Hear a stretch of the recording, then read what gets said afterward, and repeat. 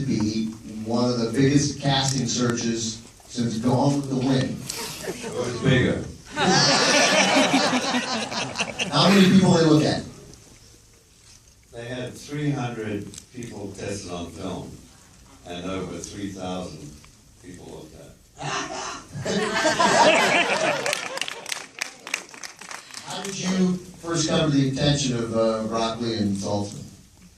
It was a long story, but I was having a fun afternoon with a friend, and he said, you got to help me out. Because my girlfriend's coming back into town, and I've made this double date with an agent. I said, an agent for what? He said, film. And the last thing I ever thought of was being a film actor. Sounds like hard work. But meanwhile, I took her out, and she chased me down in Paris the next day. What happened? I won't tell you what happened on that before. And next thing I know, she says, come to London. I think you're right for this film. You've got this attitude that they're looking for. And I said, what is that? Well, you're kind of sure of yourself. You're kind of arrogant. They're looking for I said, oh, really? And what's the name of the film? She wouldn't tell me. So I hung up the phone and forgot about it. And then I went back to London about 3 weeks later, and my friend said, what did Maggie want you for? Maggie was the agent with ICM. I said, I don't know. She wouldn't tell me, so I didn't come. And he said, come on, I'm going to take you up there. And she took me up there, and she said, it's James Bond. I think you're right for James Bond. I've tested all these guys, and I haven't got what you got. And I said, what is that? And, you know, she called it arrogance, but I call it naivety. I had no idea what an actor was or where he came from or anything else. I just, if I wanted something, I just go for it, because what else can you do in life? Meanwhile, that's what they were looking for. And I stepped up the stairs after, well, first of all, I went to the office and they wouldn't let me in because I wasn't in the union or I wasn't an actor. But I did see all the other actors were dressed in a certain way that I wasn't. And I went and got a Rolex, and I got my hair cut, where Sean Connery got his hair cut, and a suit like he had, and ducked under her desk and got up to Dyson Lovell, the casting director.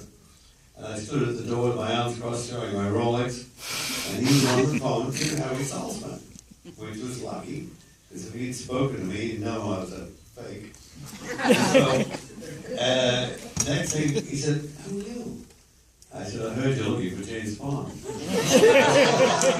he said, Harry, bring him over. And going across the road, he asked me what films I'd done. I told him I'd worked in Czechoslovakia, Russia. And then we got in the office, and Harry said, oh, he was there with his feet up on the desk. I'm Australian, I like sitting in front of people with feet up on the desk. So he was pointing at the chair because he was on the phone. And I just walked over and looked out the window.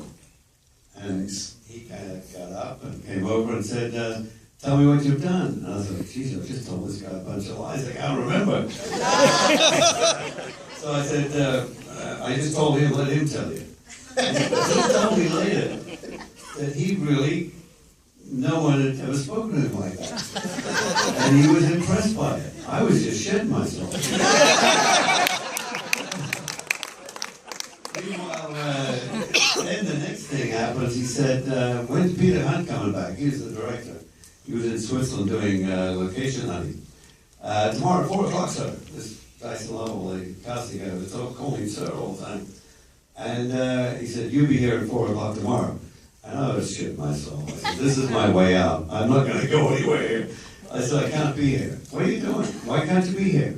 I'm doing a film in France. How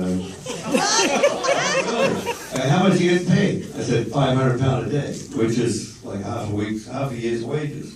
In England at that time, I thought, that'll get me out of here. He said, go down and see Stanley Sapel. He'll give you £500. Be here at 4 o'clock tomorrow.